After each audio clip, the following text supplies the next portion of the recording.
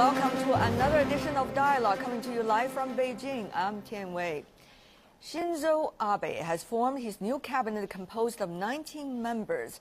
But over the past few days, members of the new cabinet in Japan have expressed their concerns about China and made statements that might lead people to believe Japan is actually heading toward the politically right.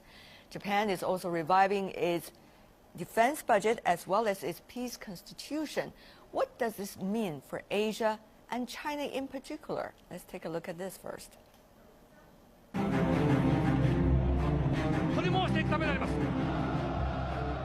Promising his voters to take back Japan. But how can Shinzo Abe take Japan back by setting the direction right? Despite joint security commitment, why did the White House politely refuse to accept Abe's first overseas visit to the U.S. in his second term? Japan vows to hold China at bay through economic diplomacy, but can its attempt pay off in a divided East Asia? And can the Abe cabinet overcome its cliff of historical outlook? Will the victimhood in Northeast Asia and the rise of ultra-nationalism help protect economic dynamics and regional peace in East Asia? You're watching Dialogue, and joining us in the studio right now, we have Mr. Gui Yongtao, Associate Professor from Peking University. Welcome, sir. And also we're joined in the studio by Mr. Yang Xiyu, Senior Fellow with China Institute of International Studies. Welcome as well. Later in our program, we're also going to be joined by scholars both from the United States and Japan on the phone. But first of all, gentlemen, we understand the 19 members of the cabinet in Japan has already been selected, and they have been granted with a title by The Economist, for example, as the Cabinet of Radical Nationalists.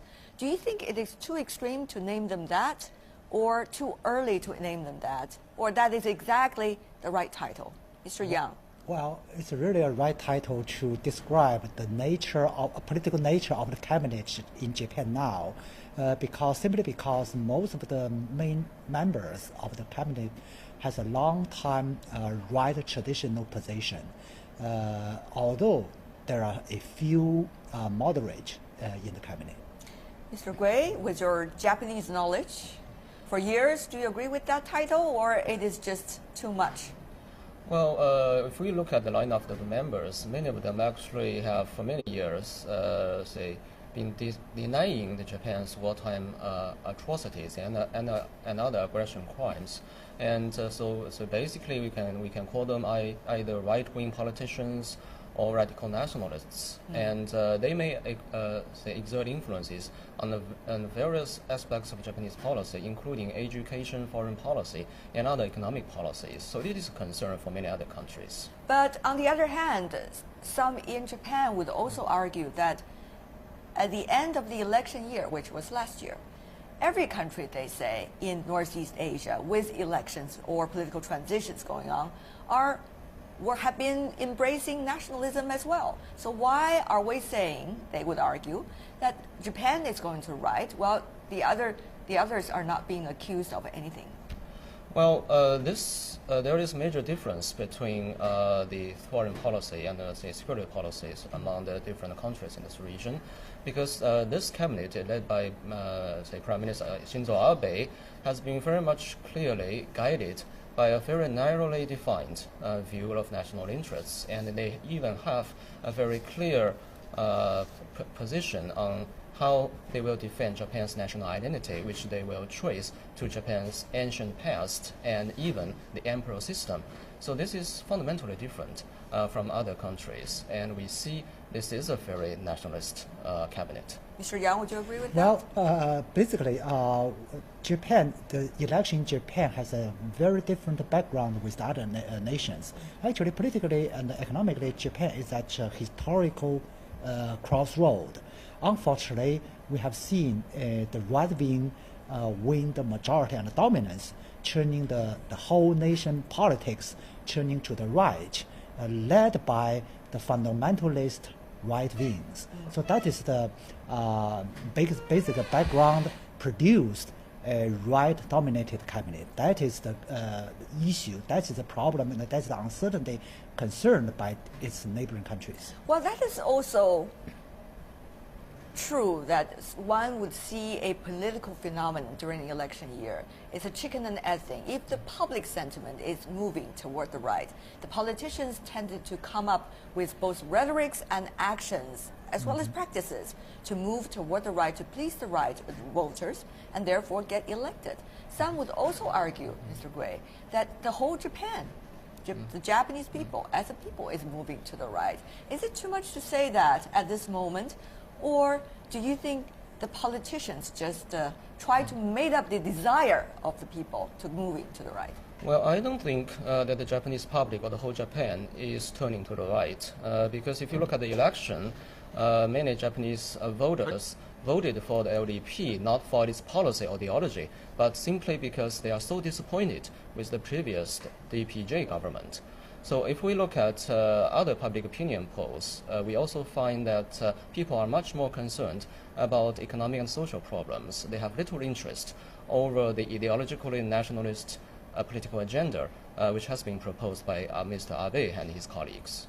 And now we're also joined on the phone by Professor Takasato Watanabe from Doshisha University in Japan. Professor Watanabe, welcome back to our program. Thank you. Do you think your country, as a country, is moving toward the right, or rather it is the political forces inside the country which is leading the country toward that direction? It is not simple to say right or neutral or left, I dare say, because wording of the political campaigns of the LDP led by Mr. Abe this time, they are, of course, you see, facing or going in the direction of the rightists. However, Mr. Abe's political position in the party is not so strong. And also, he is, you see, getting advice from the economic circles and also agricultural circles, so that they, you see, support the better relations with the neighboring countries, South Korea and also China. So wording of in the political arena is very right flavor.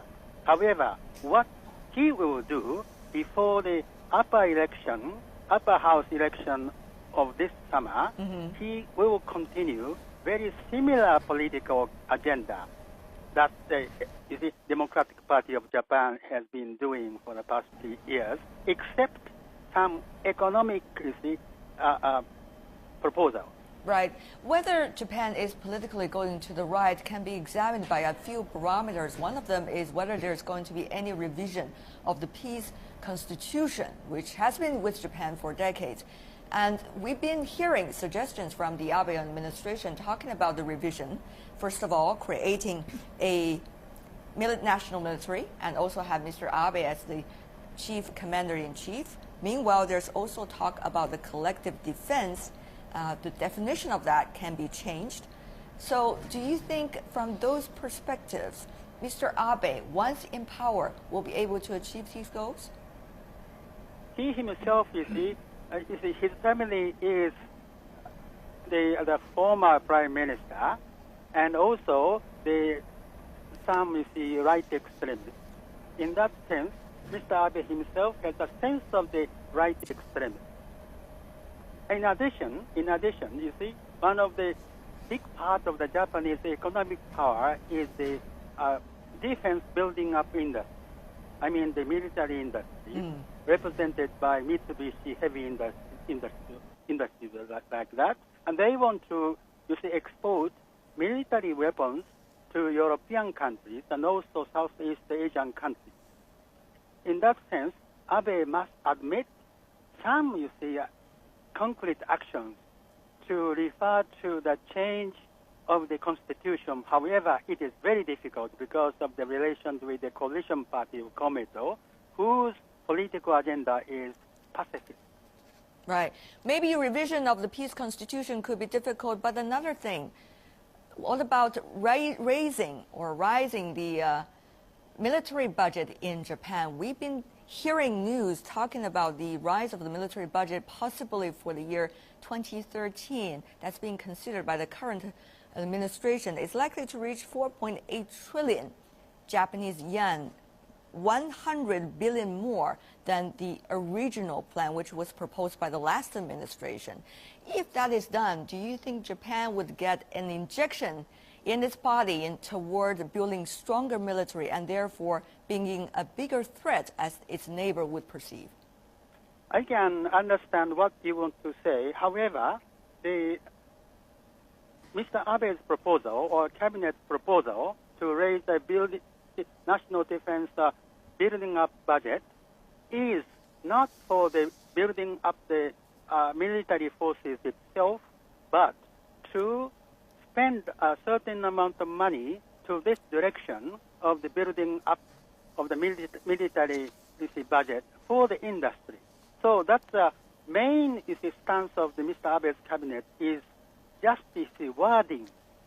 The military field and also construction field, those two are the main items that should be appropriated, the big budget. So I see. Actually, it is not so big. All right, that's your opinion, Professor Takasako Watanabe from Doshisha University. Thank you so much, Professor, for joining us.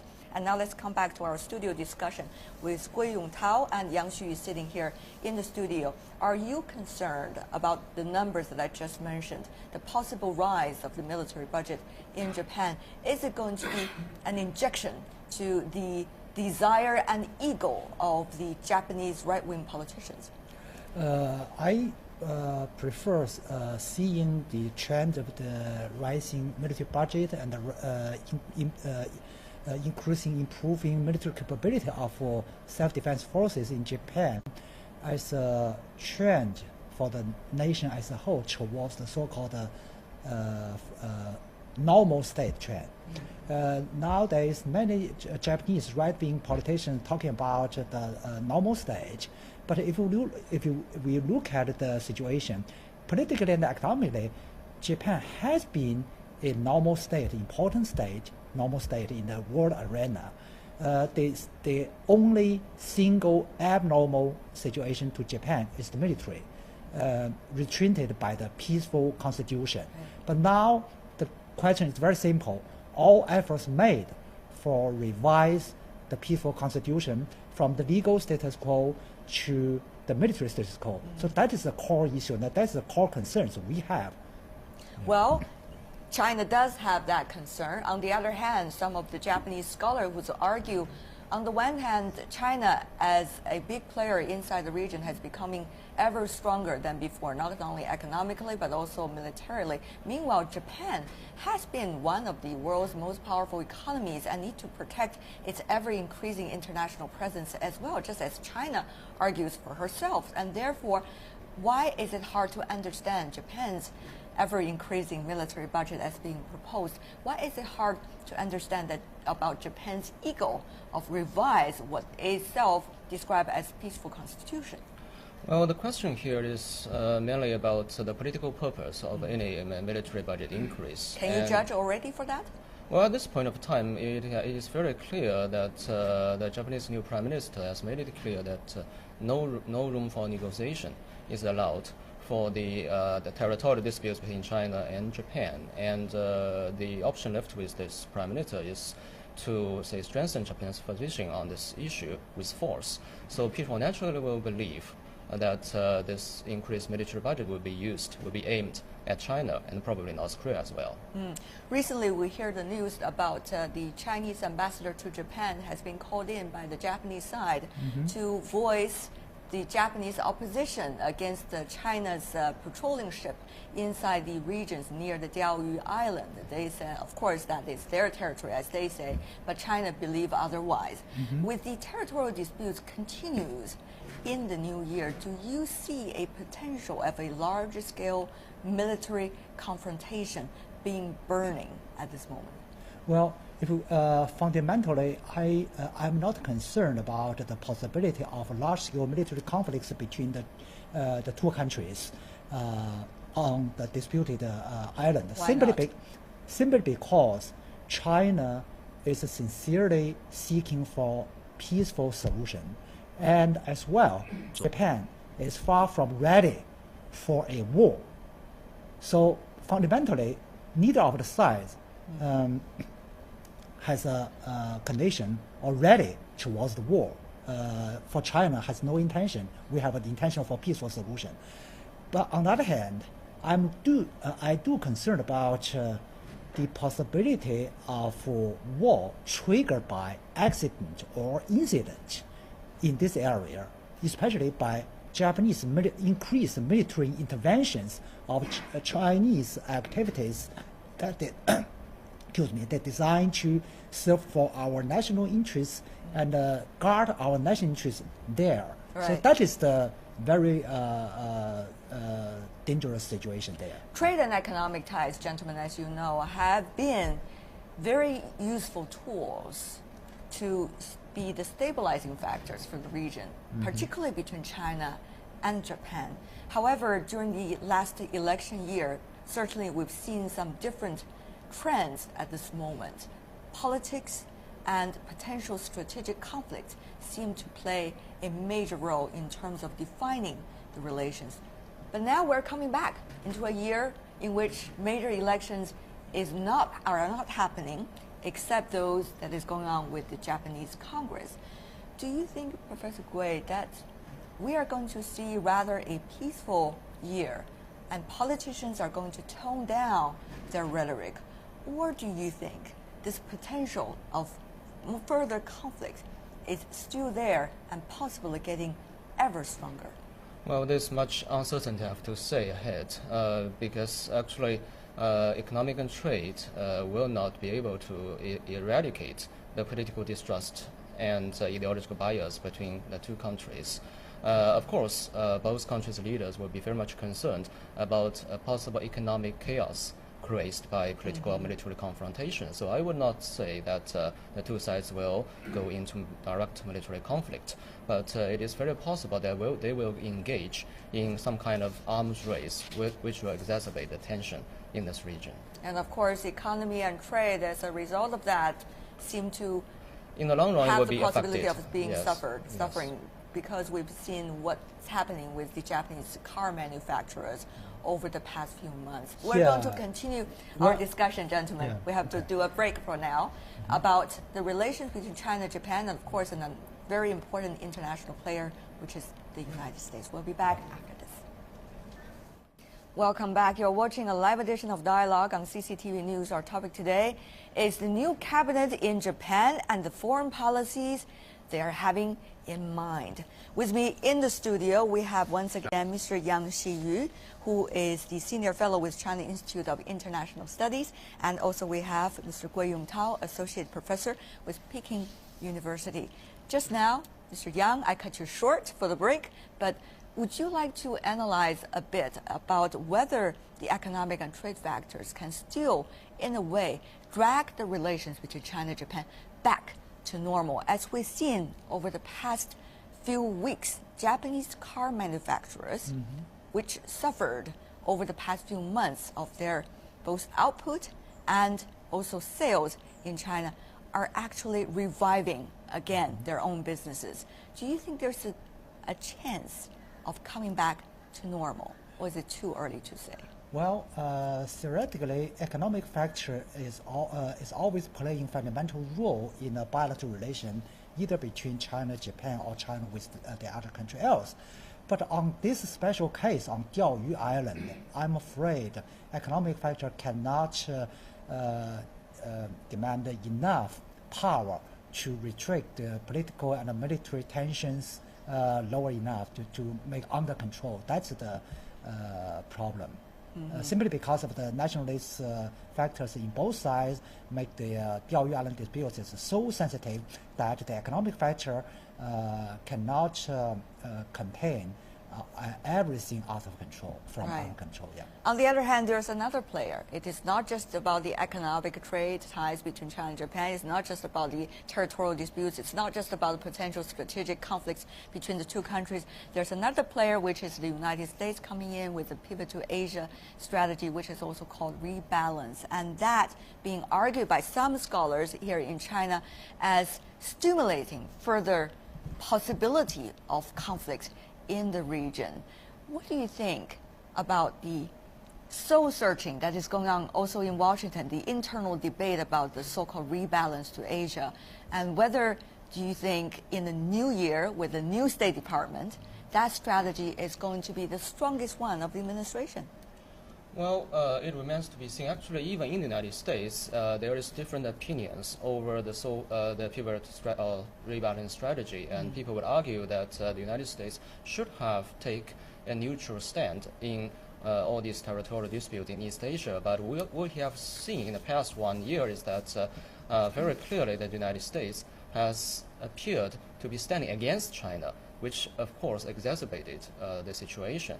So we are looking forward for the United States to readjust its position in Northeast Asia. Well, what is the definition of readjustment? That is, of course, an interesting question. For that question, let's go to Douglas Paul, who is Vice President for Studies at the Carnegie Endowment of International Peace. Mr. Paul, welcome to our program. Thank you. Good to be with you.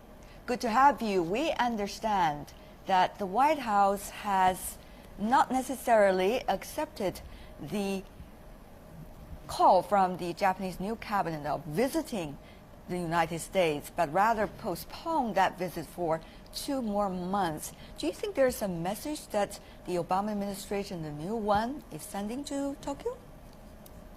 I don't think there's a message aimed at Tokyo. This was a scheduled conflict having to do with a whole new cabinet being put together by Obama, and the timing just not being right for a visit by, as important as the visit of Prime Minister Abe will be at this time. So I think it's just a matter of timing. It's not a more politically significant decision. If it is only a matter of timing, let me ask you another question, which is the nature of the U.S.-Japan military alliance. Many scholars here in China, Mr. Paul, as you may know, have been arguing that kind of alliance has been a product of the Cold War era. And certainly we are coming into a very different world and a very different region here in Northeastern Asia. Do you think that alliance should continue in its own way, or rather new meanings for peace should be put into that military alliance? Well, there's no question that the alliance is a Cold War product, but it's not irrelevant to a post-Cold War world. In the absence of a regional peace mechanism, a NATO or EU-like structure in East Asia, and East Asia does not seem at all ready for such a structure, the alliances provide a source of stability, and that stability has brought peace and prosperity to the region even in the last 20 years after the Cold War. So you'll find that in the United States, and I think in Japan too, it's widely believed that the alliance, and with Korea and with Philippines, is a necessary part of maintaining order in the Asia-Pacific region. There has been, Mr. Paul, suspicions going on in this part of the world, not only from China, but also from U.S. traditional allies such as South Korea, that Japan, as a country, Japanese politicians have been going toward the political right. If the U.S. continues this nature of its military alliance with Japan, many wonder here in this region whether U.S. is having its plan B if things are getting out of control, mainly if Japan is really moving fast toward the extreme political right.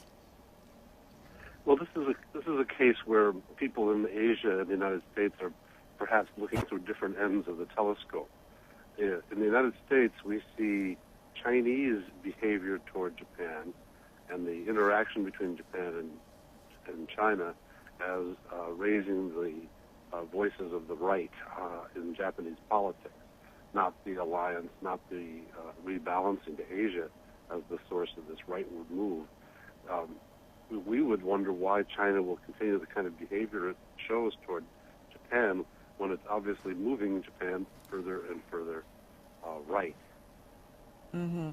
In other words, did I understand you right, Mr. Paul, that the United States is not prepared for any plan B if the scenario that some describe, that Japan is going to the extreme political right, becomes reality? I don't think serious scholars of Japanese politics believe it's moving to the very far right. the spectrum of political opinion has shifted a few degrees toward the right.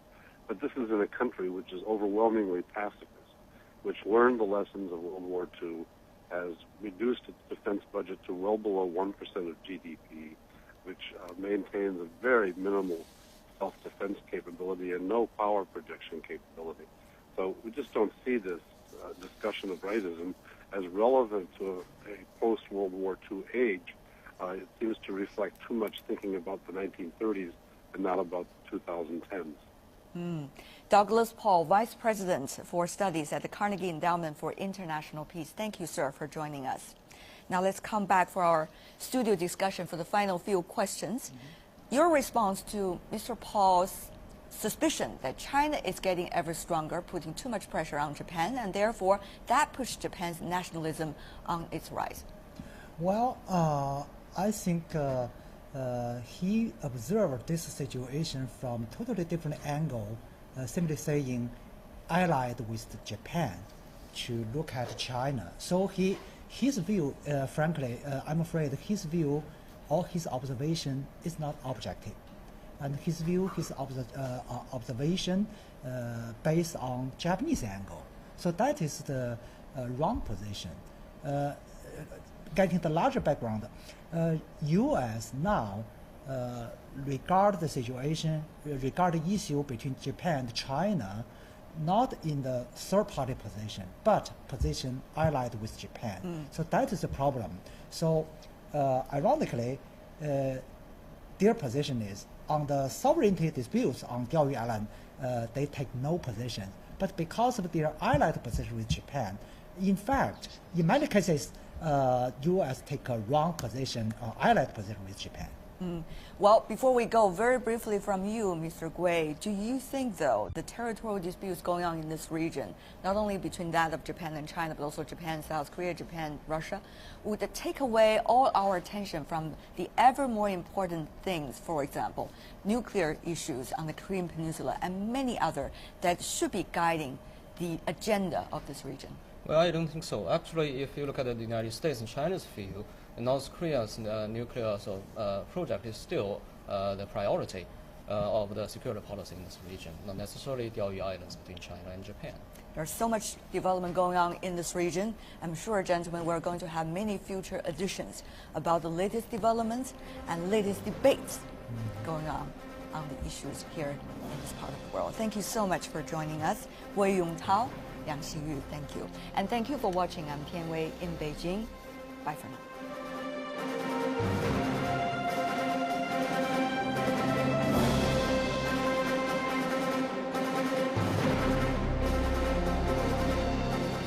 Political nature of the cabinet in Japan now, simply because most of the main members of the cabinet has a long time right traditional position, although there are a few moderate in the cabinet. Mr. Gui, with your Japanese knowledge, for years, do you agree with that title, or it is just too much? Well, if we look at the lineup of the members, many of them actually have for many years, been denying the Japan's wartime atrocities and other aggression crimes, and so basically we can call them either right-wing politicians or radical nationalists, and they may exert influences on various aspects of Japanese policy, including education. You're watching Dialogue, and joining us in the studio right now, we have Mr. Gui Yongtao, Associate Professor from Peking University. Welcome, sir. And also we're joined in the studio by Mr. Yang Xiyu, Senior Fellow with China Institute of International Studies. Welcome as well. Later in our program, we're also going to be joined by scholars, both from the United States and Japan, on the phone. But first of all, gentlemen, we understand the 19 members of the cabinet in Japan has already been selected, and they have been granted with a title by The Economist, for example, as the Cabinet of Radical Nationalists. Do you think it is too extreme to name them that, or too early to name them that, or that is exactly the right title? Mr. Yang. Well, it's really a right title to describe the nature of foreign policy and other economic policies. So it is a concern for many other countries. But on the other hand, some in Japan would also argue that at the end of the election year, which was last year, every country, they say, in Northeast Asia with elections or political transitions going on have been embracing nationalism as well. So why are we saying, they would argue, that Japan is going to right while the others are not being accused of anything? Well, there is a major difference between the foreign policy and the security policies among the different countries in this region, because this cabinet, led by Prime Minister Shinzo Abe, has been very much clearly guided by a very narrowly defined view of national interests, and they.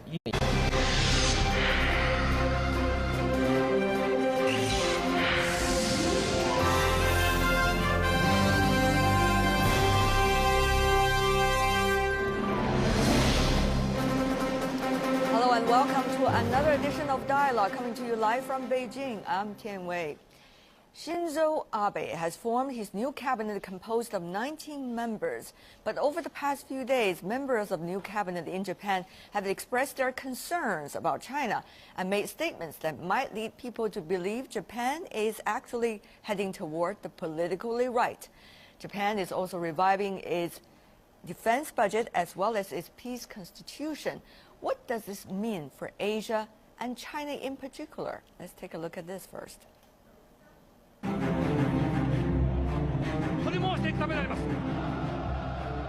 Promising his voters to take back Japan. But how can Shinzo Abe take Japan back by setting the direction right? Despite joint security commitment, why did the White House politely refuse to accept Abe's first overseas visit to the U.S. in his second term? Japan vows to hold China at bay through economic diplomacy, but can its attempt pay off in a divided East Asia? And can the Abe cabinet overcome its cliff of historical outlook?